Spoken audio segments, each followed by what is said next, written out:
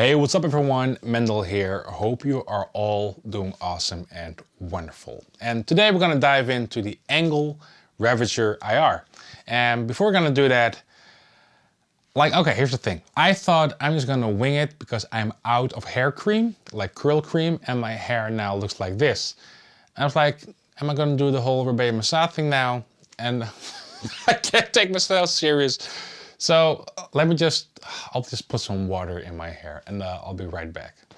All right, okay, so that looks a bit better. Let's go into the amps. By the way, if you like that intro, and I say this in every single video, but if you like that intro and you thought it was heavy and it sounded good, then first of all, thank you.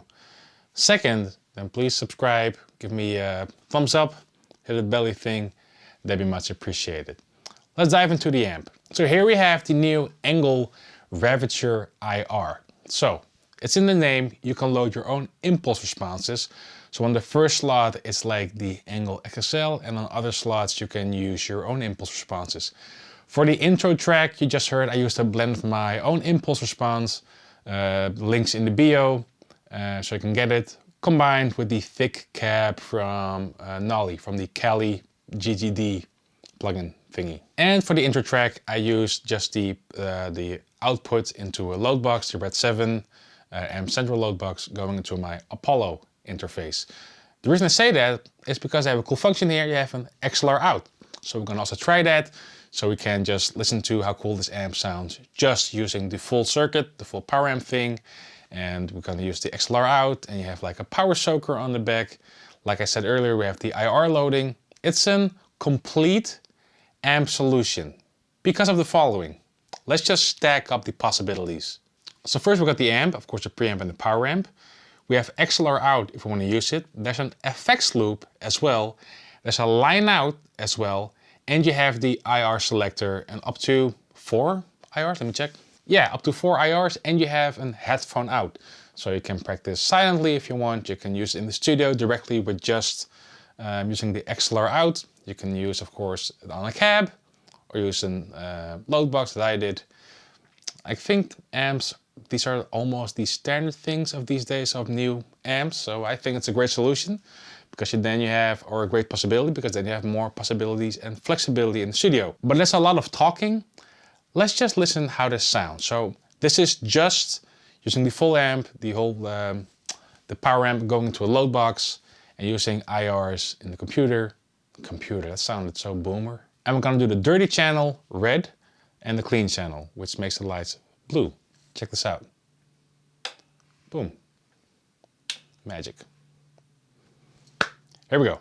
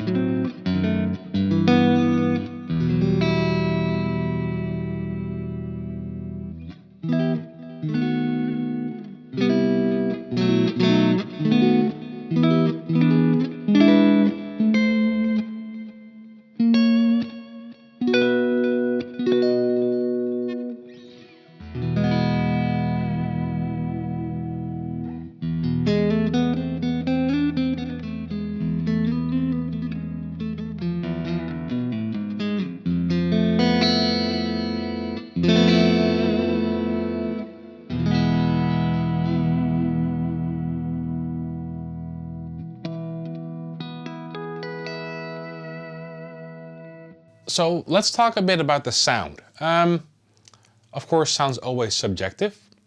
I think there's a certain, and I've used this word before, but a certain typical ENGL edge, if that makes any sense. There's this thing that's so, like, you can put a stamp on it, that's so ENGL. In my head, it's sometimes like almost a blend of a clean amp and a distortion amp. Let's say it would be almost a very pleasant to play metal clean amp for some reason, because playing metal on clean tone doesn't sound pleasant, but here it's like 10% on top of the 90% of the distorted tone. There's a certain, it's so hard to say, it's gonna sound so cliche, but I think I'm gonna say it, just like the ENGL sound. Like, here's the thing. Over 10 years ago, we recorded with Aborted the album The Necrotic Manifesto. And in the studio, we were tracking down, we were tracking the guitars with an ENGL Fireball or Powerball, I believe. And then for the solos, the Fireball, if I'm correct, or other way around. Later on, we reamped them with through a different amp, the Marshall amp and then the EVH amp. But the solos are all ENGL. But the reason I'm telling you this is because that typical ENGL sound is very honest. It's so precise. So it's wonderful to track with. Of course, it's a wonderful sound. And when I plugged in this amp, turned it on and played through it, like, I had like, not like Vietnam flashbacks, but flashbacks to that sound. There's something about the ENGL sound that every single ENGL amp has. I would say in my head, the ENGL Savage 120, perhaps a tiny bit different. Dare I say it, a bit more unique in that kind of sense. But this, you turn it on, you chug through it, that typical ENGL sound is there. And it's fitting all in this box, this tiny, cool box. So now, just for fun, let's use the XLR out, and I'll just use the ENGL XXL cab and an IR of my own after that on the second switch. Let's take a listen.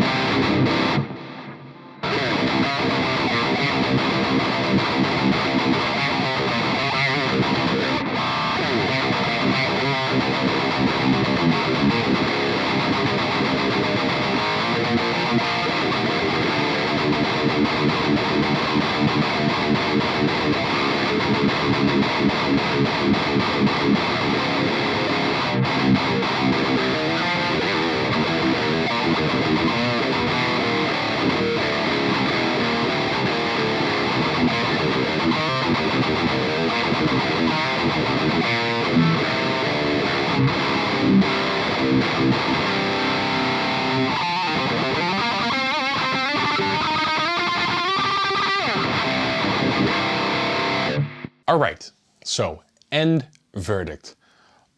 By the way, I forgot to tell you, this video is sponsored by ENGL, because I try to be as transparent to you guys as possible.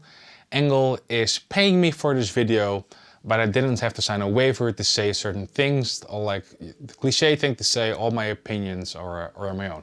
But I just want to let you know honestly, like while you're watching this video, I am getting paid by ENGL. I dig ENGL amps, and I can say whatever I want about this amp. I dig this amp.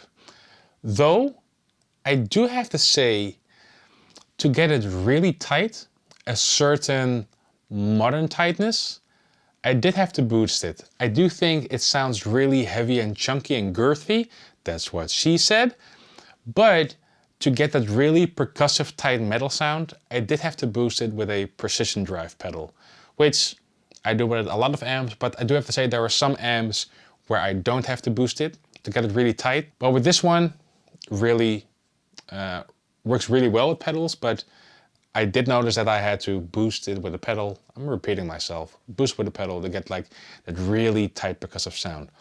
That's also the sound you're hearing at the beginning of the song. At the beginning of the song, that's the sound of this amp with these settings that you see at the close-ups. With the precision drive in front of it to boost the amp, to tighten it up a bit. So I just want to be fully open about that. Now price-wise, so this now in Thomann, it goes for $759. There we go, $759, including tax, $759. I think that's a very reasonable price. For this, like IR loading, effects loop, you have like the XLR out if you want for quick recording. You have your tubes in here. It's a fully tube amp. I mean, and I'm gonna say it's a no-brainer. If you like the sound, it's a no-brainer. That's my end verdict. Hope you dig this video. If you do, again, give me a thumbs up. Like, subscribe, hit the bell thing. That'd be much appreciated. And you know what? See you next time. Cheers.